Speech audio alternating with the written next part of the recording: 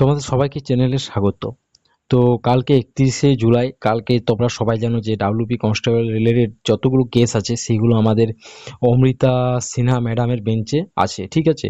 তো প্রতিদিন ডেটের পর ডেট চলেই যাচ্ছে কেসে যেটা হয়। তো কাল কি হবে সেটা জানি না, তোমরা দেখতেই পাচ্ছ যে ডেইলি কজ লিস্ট থাকে সেটা।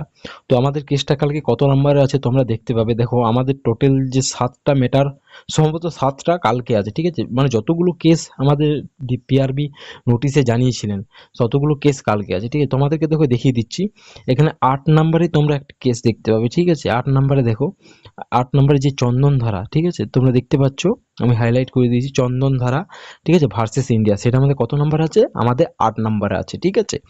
আর বাকি দেখো তারপর যে কেসগুলো আছে, ঠিক আছে, সেগুলো দেখো ফর হেয়ারিং, যে হেয়ারিং কেসগুলো আছে সেগুলো দুটো পিএম ঠিক আছে, যেগুলো গোপী বিশ্বাস, ঠিক আছে, গোপ বিশ্বাস বলে যিনি আমাদের আছেন, তার আন্ডারে দেখো এখানে যতগুলো কেস আছে দুটোর সময় দেখতে পাবে, ঠিক আছে।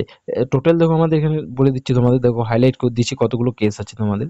দেখো 12, 13, 14, 15, 16, 17, ঠিক আছে, 17। তার মানে একটা, দুটো, তিনটা, চারটা, পাঁচটা, আর এই 12 নাম্বারটা, ঠিক আছে, 6টা কেস। সেটা তোমাদের কটা থেকে হবে? দুটো থেকে হবে।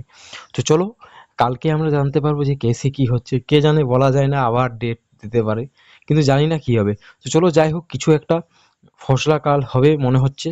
তো যাই হোক, কি আপডেট আসছে সেটা জানার জন্য অবশ্যই চ্যানেলটা ফলো রাখবে। Thank you.